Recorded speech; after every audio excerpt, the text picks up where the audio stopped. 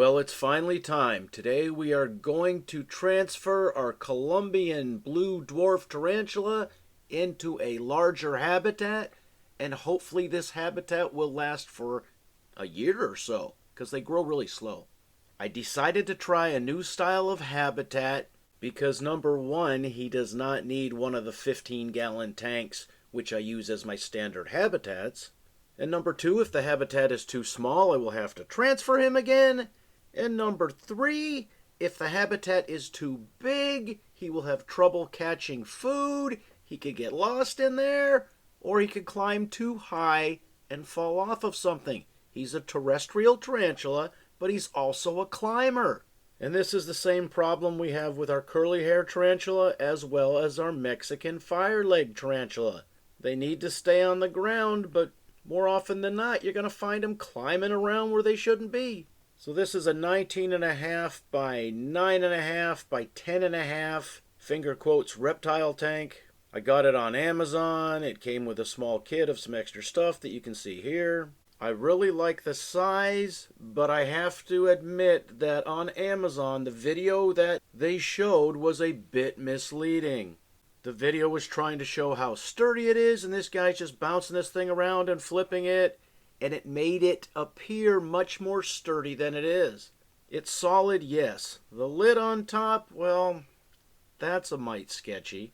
But more importantly, it's a thinner walled tank than I expected. Additionally, this one I guess is on me. The mesh lid on top of here is plastic, not metal, so you're not going to want to stick a heat lamp directly on it. And it came with one of those attachable thermometer and humidity meters.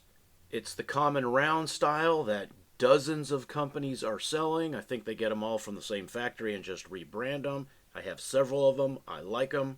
But this one didn't come with that double-sided sticky tape for me to attach it to the habitat. And supposedly, this plastic is not an acrylic terrarium. At least that's what they brag about. It says solid, it'll never break, it'll never fade.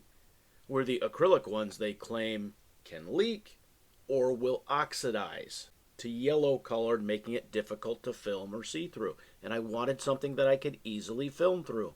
So as with every other habitat transfer, we had to make sure that the new habitat had enough room to be set up as well as to hold the older, smaller habitat so the tarantula can come out on his own schedule, his own time. We don't want to rush him.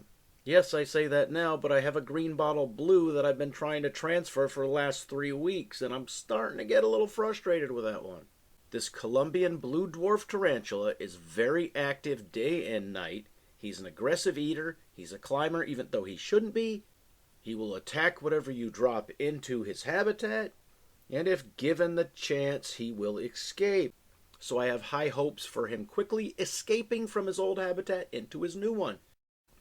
This is a quick update to this video. This was filmed several hours later. He has left his habitat, and he has been climbing around the new habitat.